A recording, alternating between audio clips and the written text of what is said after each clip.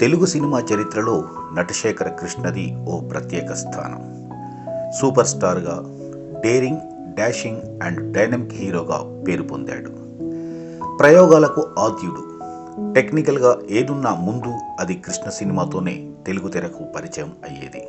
తొలి సాంఘిక colour cinema తేనె మనసులు, తొలి తెలుగు జేమ్స్ బాండ్ సినిమా గూఢచారి 116, తొలి మర్డర్ మిస్టరీ అవే కళ్ళు, తొలి కౌబాయ్ చిత్రం మోసగాళ్లకు మోసగాడు, తొలి సినిమా స్కోప్ అల్లూరి సీతారామరాజు, తొలి 70mm సింహాసనం, మాస్కో ఫిలిం ఫెస్టివల్లో ప్రదర్శించబడిన తొలి తెలుగు సినిమా సాక్షి.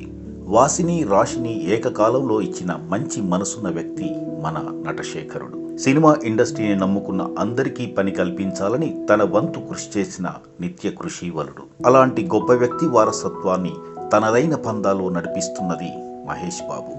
కృష్ణ గారి అబ్బాయిగా 1999లో రాజకుమారుడితో హీరోగా అడుగుపెట్టి ఒక్కడు పోకిరీలతో సరికొత్త స్టార్గా అవతరించి తండ్రికి తగ్గ తనయుడిగా నిరూపించుకున్నాడు.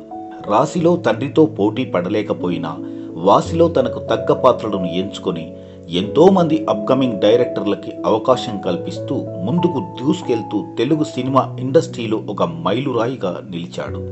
తండ్రి మంచితనానికి, వ్యక్తిత్వానికి మారుపేరు, వివాదరహితుడు.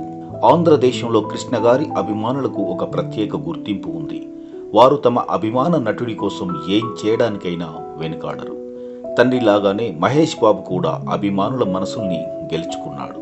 తనకున్న పరిధిలో సమాజానికి ఎప్పుడూ ఏదో ఒక సహాయం చేస్తూనే ఉంటాడు. హంగులకి, ఆడంబరాలకి దూరంగా ఉంటాడు. మృదు స్వభావి.